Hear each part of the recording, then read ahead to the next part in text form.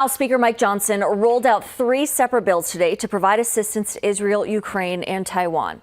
The goal is to hold the final votes this Saturday to send them over to the Senate.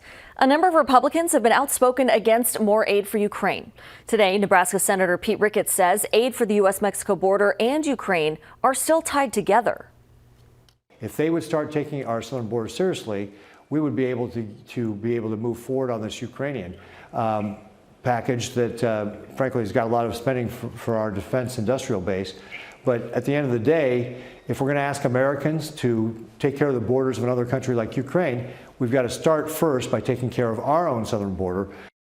Speaker Johnson is taking a political risk with the bills on international aid as he faces a possible vote that could remove him from the speaker role. Mayor from